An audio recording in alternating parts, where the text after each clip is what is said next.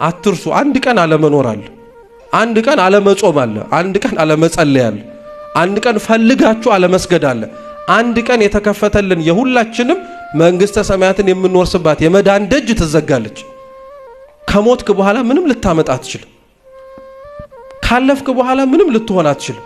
ክርስቲያኖች መኖር የምትፈልጉትን ክርስቲያናዊ ህይወት፣ መንፈሳዊ ህይወት ሳትኖሩት ሞት እንዳይቀድማችሁ፣ ሳትኖሩት ዓለሙ ያታላችሁ። እውነቴን ነው የምላችሁ። በጣም የምንኖርበት ጊዜ ፈተናውን ያከበደው ፈተናው በጣም የሚከብድ ስለሆነ አይደለም። ከፈተናው ክብደት በላይ የእግዚአብሔርን አሻጋሪነት እኛ ሁላችንም ስለረሳ ነው።